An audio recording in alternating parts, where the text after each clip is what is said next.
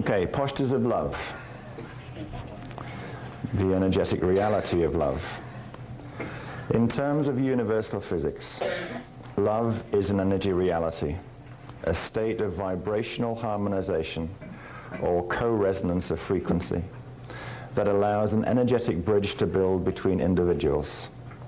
It is through this energetic bridge of frequency that one can assist in running healing energies that will facilitate the healing process of others. Without the sentiment and frequency of genuine love, one cannot energetically facilitate the healing of another. Love is the essential ingredient in healing, for it allows the opening of facilitator and client's bioenergetic fields to the universal frequencies of the interdimensional spectrum. Cultivating the ability to embrace and hold the frequencies of universal or omni-love is the responsibility of any true healing facilitator. The emotionally experienced reality of the frequency of love takes many forms. In healing facilitation, it is important to assess the most appropriate form of love to engage with each individual client. The first of these we refer to as soft love. Many people respond well to soft love, the kind, gentle, nurturing, soothing love, often displayed by mothers comforting their own infants. Soft love works well with clients who possess some degree of spiritual maturity and who have cultivated the ability to hold some degree of a love frequency within themselves. Soft love is the appropriate form of love for clients possessing the maturity to accept personal responsibility for themselves, their actions and their emotional reaction patterns, and who do not attempt to manipulate, drain energies from, or place blame on others. Soft love is characterized by engaged detachment of the facilitator and is demonstrated through soft-spoken, calm, and sincere words and actions that are intended to place the client at ease. Soft love is always built upon sincerity, kindness, respect, and a genuine desire to see the client thrive and prosper. Developing the ability to carry the soft love frequency takes time, attention, and practice, and requires that the facilitator works to heal personal internal conflicts, unresolved issues from childhood, and karmic reaction patterns that disrupt the soft love vibration. Soft love is a vulnerable love, in that it necessitates one to show the self as it is, honestly expressing personal feelings tempered with kindness. Soft love is not approval-seeking. It is rather genuine, honest, and self-generated. Soft love is not approval-seeking. Soft love requires love and respect of the self and others mutually. It is built upon a level of spiritual maturity in which it is understood that personal value is implied by the fact of existence and is not determined by the approval or validation of others outside of the self and the personal relationship to the divine.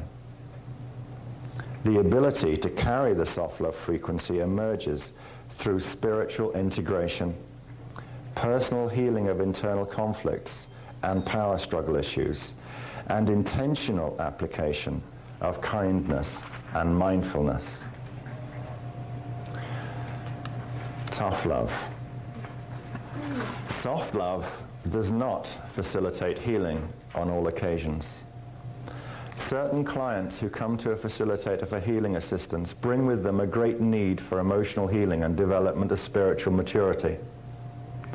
They may demonstrate demanding, arrogant, or pushy attitudes and refuse to accept responsibility for their personal actions and resulting consequences.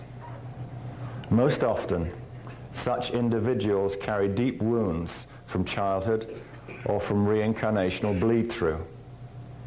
Because they are wounded within, they have not yet developed the self-control or maturity necessary to treat themselves or others with kindness, respect, or love.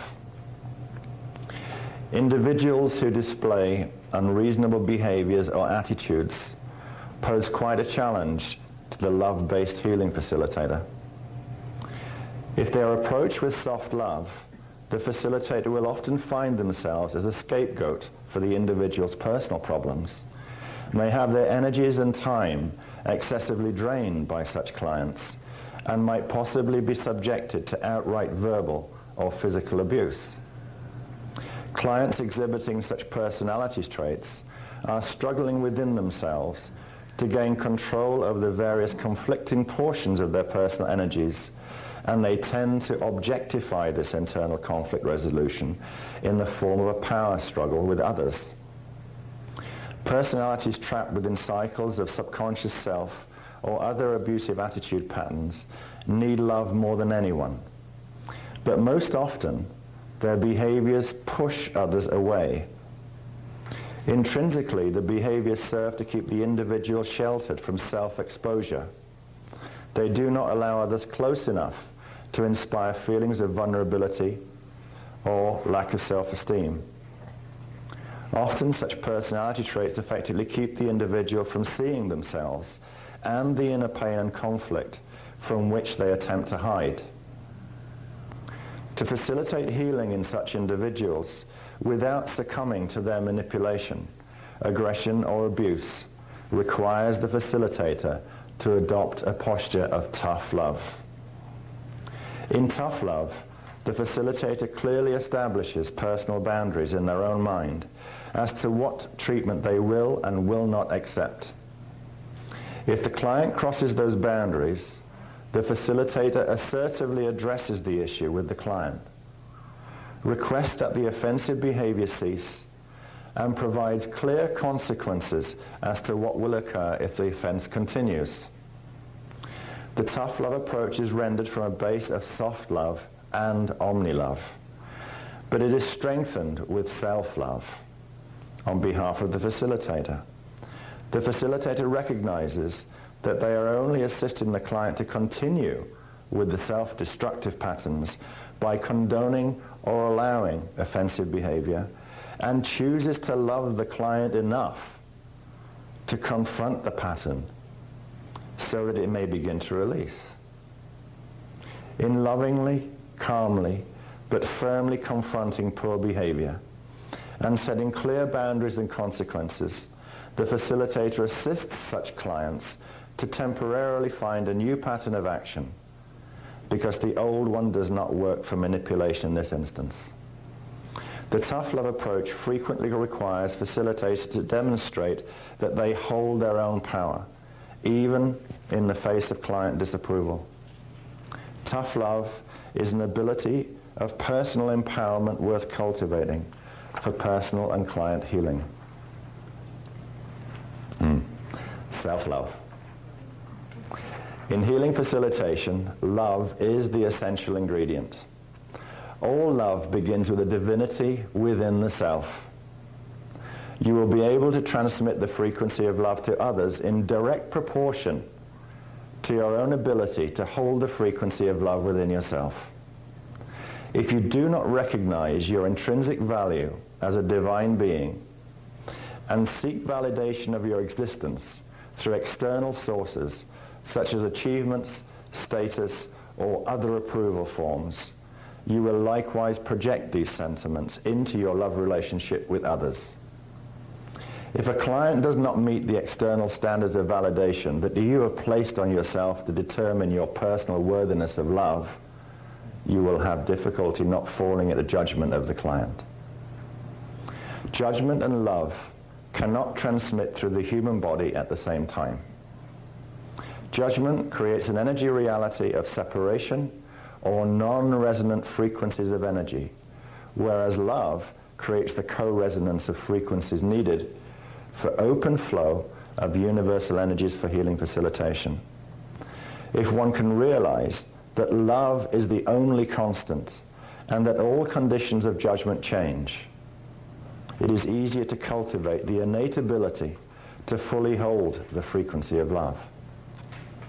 Though assessment of conditions, actions or attitudes is useful and necessary, such assessment can be rendered through separating the person from the action. You can judge the effectiveness or value of the action or idea without assigning a value judgment to the person to which it is attached. If the healing facilitator can feel love, reverence, respect, and honor for the divinity within themselves, they will also transmit these qualities of excellence in love to the client. The quality of love brought into the healing facilitation experience will directly affect the success of healing assistance given. Love the self and know that all beings possess an unalienable worth and value as a living part of the divine. Begin to cultivate this awareness within your personal life, and you will greatly increase your effectiveness as a healing facilitator. Love, honor, and respect yourself, your feelings, your dreams, and your desires, so you may better love those you wish to serve. Love others as you would love the self, and love the self as you would love others. Now, the illusion of martyrdom. People who love themselves do not buy into the idea that they must play martyr to others in order to be of service. Martyrdom implies a belief that you are lacking in worth, or you must earn your worth in being by relinquishing that which feels most of value to you. It also undermines the expression of the God presence within others by assisting them to believe that you are so vital to their well-being that they cannot function without you. In truth, martyrdom is an expression of ego. Ego. Negative sort. Of the negative sort. Most often used by people who feel they are personally insignificant in the eyes of the divine in order to give themselves significance and a sense of personal power and purpose for being.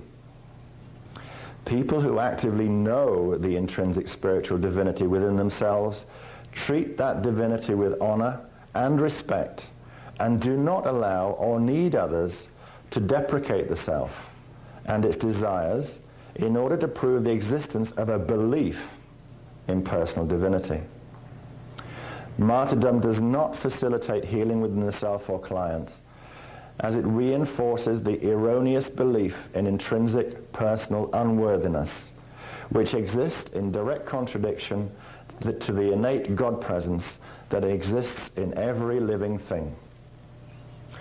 Within the energy dynamics of universal law, natural balance is achieved in the flow of giving and backflow or receiving of energy.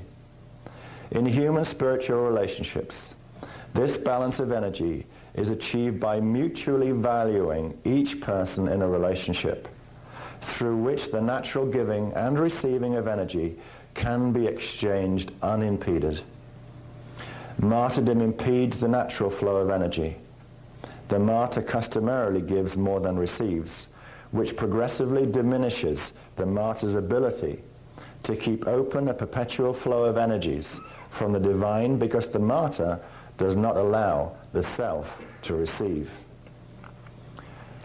Martyrdom is not a demonstration of love. It is an exhibition of love deprivation. The remedy for martyrdom is omni-love, or universal love. Omni-love, fully engaging the love vibration. The greatest love that can be embodied in human form is omni-love. Omni-love is a pure state of vibrational frequency co-resonance between the human identity and the 12 dimensions of reality within which the human anatomy is couched. Omni-love is expressed in human form as Christed love, or Christos consciousness, the 12th dimensional love of the Maharic level of identity. Christos love is a state of full frequency resonance with everything existing in the many universes contained within 12 dimensions of the 15-dimensional system.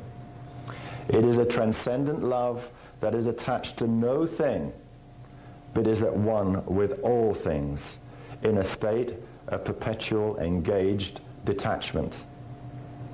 Through Christos Omni-Love, the self is known as an extension of God, or the divine source, a temporary mask of form worn by the one consciousness of the cosmos. All things and beings are known as simultaneous expressions of the one self that is God's source. From this state of transcendence in love, all activity is understood to exist within the reality of love. And all conflict and strife are viewed as the one self progressively expanding the ability of its expressions to carry the frequencies of energy that constitute one love, a state of vibrational frequency co-resonance with the cosmos. Activation of the full 12-strand silicate matrix DNA template and full integration of the Mahara Hoover body avatar identity allows for the experiential embodiment and transmission of Christos Omnilove. Embodiment of Omnilove is the goal toward which human evolution moves forth. Omnilove is soft, it is tough, it is enduring, and above all honors self, other and divine simultaneously. It is the strongest healing force of frequency in the four harmonics of matter density. Christos Omnilove is the fulfillment of the Christos principle. Strive to bring Omnilove into your life and personal and client healing facilitation, and you will assist your higher identity levels to create transformational Omnilove. And this is the natural structure of reality. Awareness of Omnilove is cultivated through intention and appropriate use of personal free will, in congruence with the natural laws of the unified field physics of consciousness and creation. Through living in Omnilove, all moments are known as sacred, all beings are known as blessed, and life becomes an ecstatic study in the very reverence for existence.